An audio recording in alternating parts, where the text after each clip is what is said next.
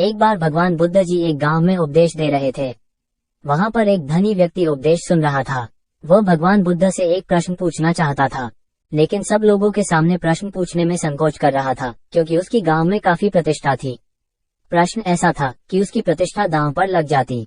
उपदेश खत्म होने के बाद जब सब लोग चले गए, तब उसने बुद्ध के सामने हाथ जोड़कर प्रश्न पूछा, प्रभु, मेरे पास सब कुछ है, धन, दौलत, प्रतिष्ठा, किसी भी चीज की कोई कमी नहीं है, लेकिन मैं खुश नहीं हूँ। खुश रहने का राज क्या है?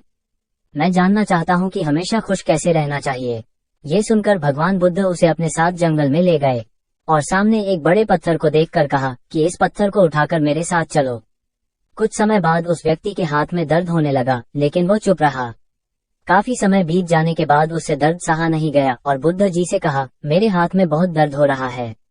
बुद्ध जी ने कहा, पत्थर नीचे रख दो, और पत्थर नीचे रखते ही उसे राहत महसूस हुई। तब बुद्ध जी ने समझाया कि यही खुश रहने का राज है। उस व्यक्ति को कुछ समझ नहीं आया।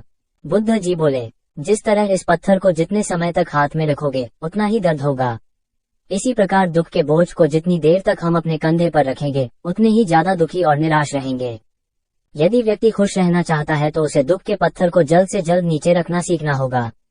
मित्रों, हम सब यही करते हैं कि अपने जीवन में दुख के बोझ को ढोते रहते हैं। दुखों से मुक्ति तभी संभव है जब हम दुख के बोझ को अपने मन से जल्दी निकाल दें और इच्छाओं से रहित होकर या जो है उसी में शुक्र करते हुए खुश रहें। याद रखिए, प्रत्येक पल अपने आप में नया है और जो पल बीत चुका है उसकी कड़वी यादों को मन में संजोकर रखने से बेहतर है कि हम अपने वर्तमान के पल का पूरी तरह से आनंद उठाएं।